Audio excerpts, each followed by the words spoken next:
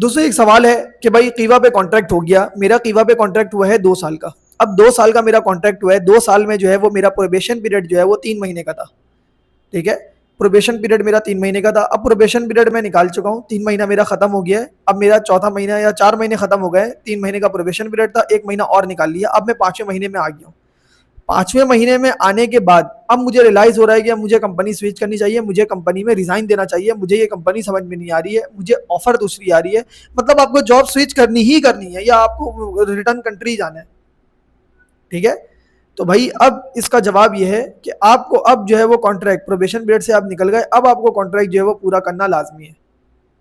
ठीक, अब आप रिजाइन जो है वो आप सबमिट किसी वजह से दे सकते हो, इमरजेंसी हो गई या कुछ हो गई, आप कंपनी को पहले रिजाइन सबमिट करो, आप कंपनी से बात करो पहले।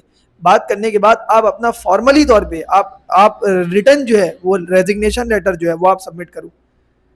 ठीक है, कंपनी के साथ आपके ताल्लुकात अच्छे रहे होंगे, आपने काम अच्छा किया होगा, कंपनी ने भी आपके साथ काम अच्छा किया होगा, कंपनी भी आपके ऊपर ट्रस्ट करती होगी, आप भी कंपनी के ऊपर ट्रस्ट करते होंगे। जब दोनों में म्यूचुअल अंडरस्टैंडिंग अच्छी होगी तो आप कंपनी आपको फटाफट रिलीज कर देगी। ठीक है भाई, मगर कंपनी आपको जो है वो ट्रांसफर बहुत मुश्किल है देना, कि कंपनी आपको ट्रांसफर किसी और जगह देगी। ये मुश्किल है, ये मैं ये नहीं बोल रहा कि नामुमकिन है, मुश्किल है। दे भी सकती है, नहीं भी दे सकती है कंपनी से, मगर बात करना लाजमी है। आप कंपनी से पहले क्लियरली बात करो। अगर आपको ट्रांसफर दे रही है तो ठीक है, अगर आपको नहीं दे रही है तो फाइनल एग्जिट लो, आप चले जाओ।